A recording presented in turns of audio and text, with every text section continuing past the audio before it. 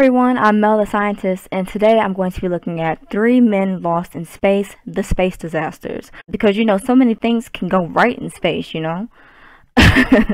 But sarcasm aside, I really want to see what these space stories were and see if they were the stuff of horror movies, because I do like sci-fi horror, especially in space. Those, well, if you can find a good one, then they're pretty good.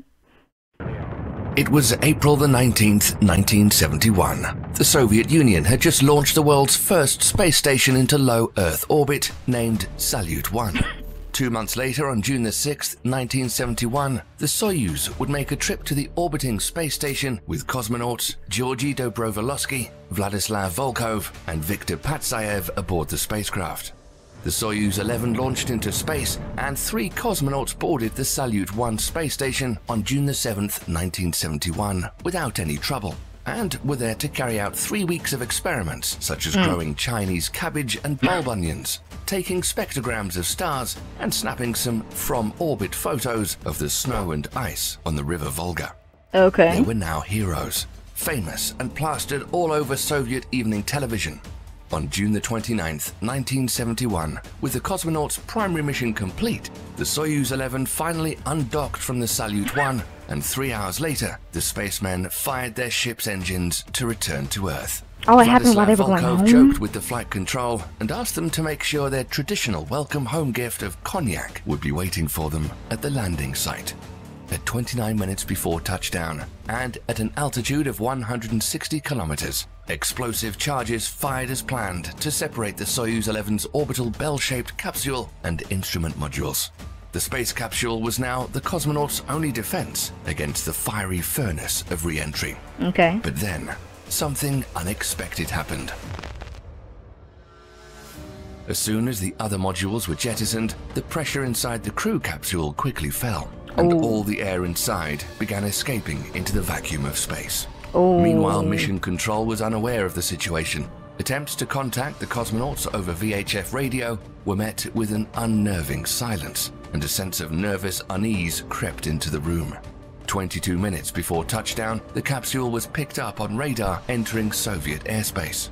Mission controllers knew that because the spacecraft was still re-entering the atmosphere, it would be covered in a cocoon of plasma, and therefore communication would be impossible during this time. As the minutes went by, hopes for a happy ending were rekindled when the space capsule's drogue parachute automatically deployed, and then the larger main parachute canopy followed. However, there was still no word from the crew, and 10 minutes before touchdown, helicopter crews spotted the undamaged Soyuz 11 gently swinging back and forth What under went the wrong in perfect-looking space, parachute. though? Mission Control was elated when the helicopter commander radioed that the capsule had landed safely. The recovery team was setting down nearby, and they were just minutes from opening the hatch and treating the cosmonauts to their cognac and other comforts of home after being in space for 3 long weeks. Within just 2 minutes of touchdown, the search and rescue team of 2 men reached the Soyuz 11 and then hammered on the ship's hull to let them know they were there. But there was no reply from inside. When they opened the hatch, a look of troubled uncertainty creased the face of one of the rescuers. Inside the capsule, the recovery team saw all 3 cosmonauts slumped over and motionless. Their faces were covered with dark spots that looked like bruises, and blood was coming from their noses and ears. One of the spacemen, Dobrovolsky, was still warm, but attempts to revive him were unsuccessful.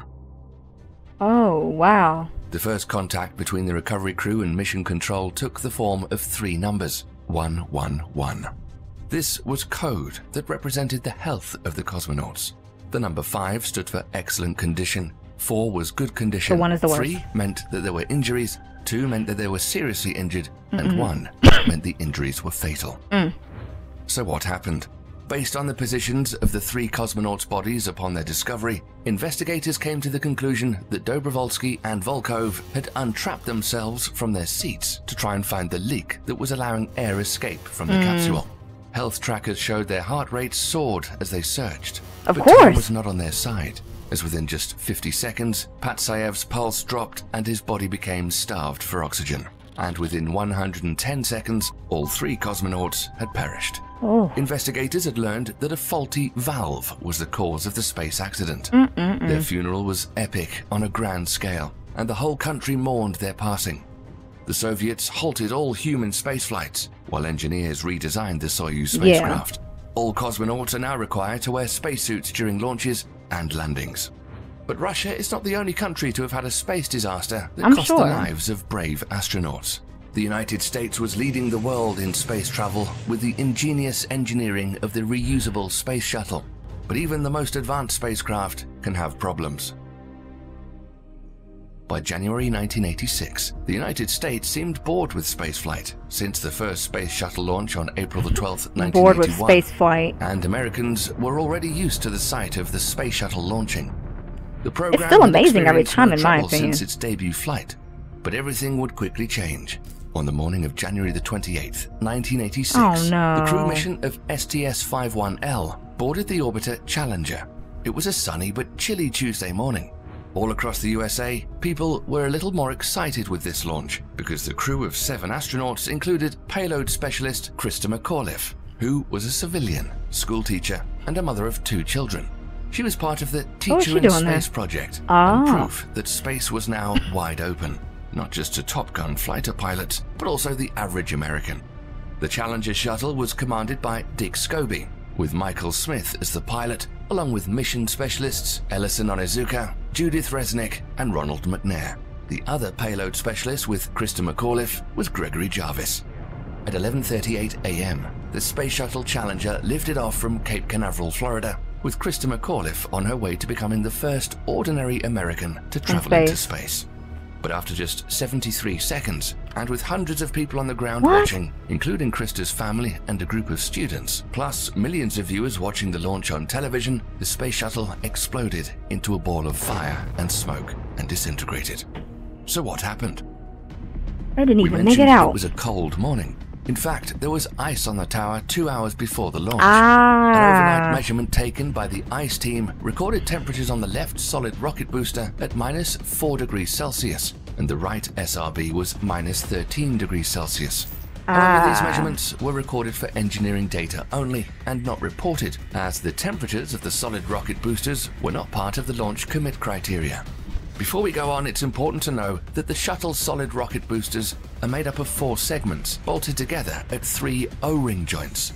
These O-rings are in place to maintain internal pressure of the SRB, and any failure of these O-rings would create a burn-through, causing a catastrophic failure. This is exactly what happened to the right solid rocket booster. There was a puff of black smoke from the right SRB at liftoff, showing that the O-ring had already failed. By the time the shuttle was in the air, flames started to come from the failed O-ring, and the sideways flame cut through the SRB like a cutting torch. Oh my gosh. The $1.2 billion spacecraft, its satellite payload, and the 7 astronauts were lost instantly. The biggest factor in this accident was the cold.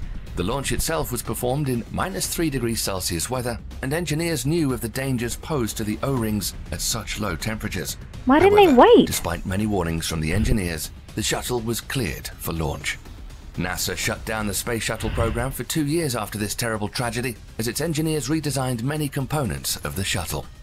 But it would not be the last Space Shuttle disaster. The Space Shuttle Columbia was the first shuttle to be launched into space in April 1981.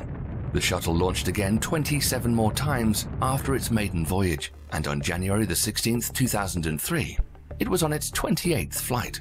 The 7-member crew of mission STS-107 were Mission Commander Rick D. Husband, Pilot William C. McCool, Payload Commander Michael P. Anderson, Israeli astronaut Elon Ramon, serving as payload specialist, flight engineer Kalpana Chawla, who had previously flown on mission STS-87, and U.S. Navy captains flying as mission specialists David M. Brown and Laurel Blair Salton Clark.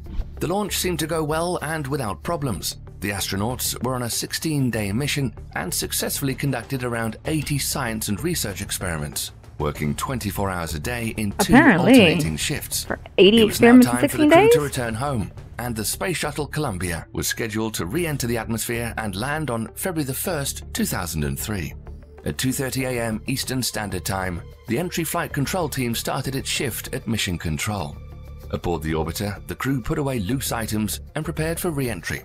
Husband and McCool began working through the entry checklist, and at 1:10 p.m., the Columbia crew was approved to conduct their deorbit burn, which lasted 2 minutes and 38 seconds. At 1:44 p.m., Columbia re-entered the atmosphere at an altitude of 120 kilometers. 4.5 minutes later, a sensor began recording a greater than normal amount of stress on the left wing. But the sensor's data was sent to an internal recorder, and the crew or ground controllers didn't see it. The orbiter began to yaw to the left because of the increased drag. However, the orbiter's flight control system corrected the problem, and the crew never noticed the drag or what was happening. This was followed by sensors indicating problems in the left wing hydraulic systems and a loss of tire pressure on the left side landing gear. Columbia was flying at 60 kilometers above the Earth at a speed of 20,120 kilometers per hour when flight controllers received their last communications from the shuttle. Video from many witnesses watched in horror as the orbiter broke up and disintegrated.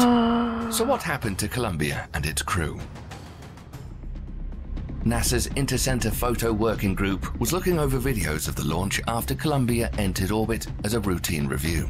It wasn't until the second day that they discovered a piece of foam had broken off from the large external tank and impacted the left wing as the shuttle was climbing into orbit. The debris management team was unable to determine the damage caused to the left wing, and multiple requests for images were made to the US Department of Defense. A request was relayed to the US Strategic Command, which began identifying assets that could snap images of the orbiter.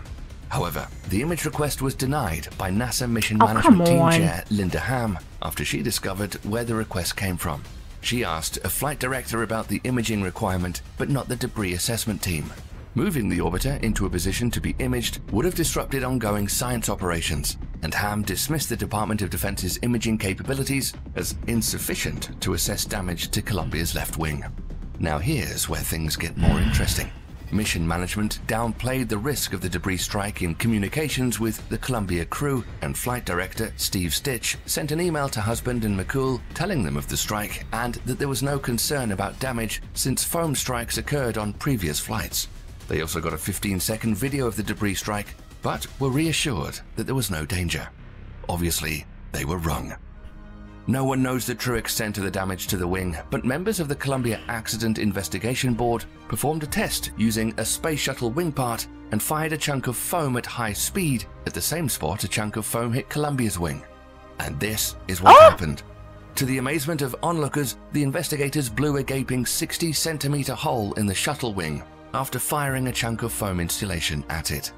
This was the smoking gun that proved that the damage from the debris strike led to Columbia's destruction and the loss of her crew. It was the last space shuttle launch, and the space shuttle program was permanently retired after this. Should have, with all the incompetent people running it. Astronauts have been getting into space with Russia's Soyuz program, and now SpaceX's rockets.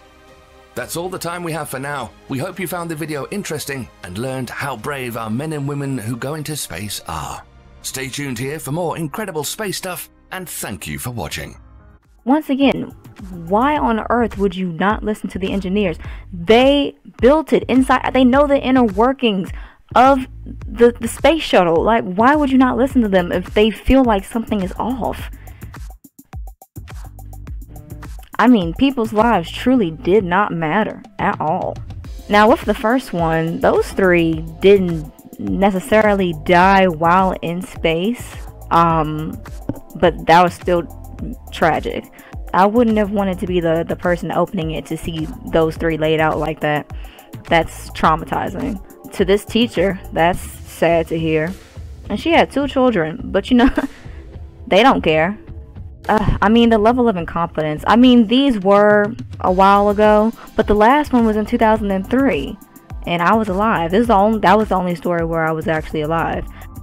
Yeah, that had to have been traumatizing to just see, like on the coming, like, you know, like on the way down, seeing it just, yeah, those are all super tragic. And the sad part is, it had nothing to do with the actual like objective faults with the machine. It was the people not recognizing that these were problems, because that's always what happens. Yeah, it just goes to show how expendable people are, and probably always will be. No lessons will ever truly be learned from things like this. Not when you're on a tight schedule and the government has spent millions upon billions of dollars. I have absolutely no desire to be an astronaut. It's a wonderful profession. You have to be super dedicated, and you really have to like just know that you are putting your life on the line. Yeah, that's just something I do not plan on being at all. They can keep that. Amazing profession, like I said, but I'm good. I'm gonna stay here on Earth until further development. But yeah, on that note, thank you for watching the video. If you liked it, please drop a like. That is very important for the YouTube algorithm to help push this video out. And yeah, subscribe to the channel. A lot of you who watch my videos are not subscribed, so if you could please do that. The gap is very wide, and I would love to narrow it as much as possible.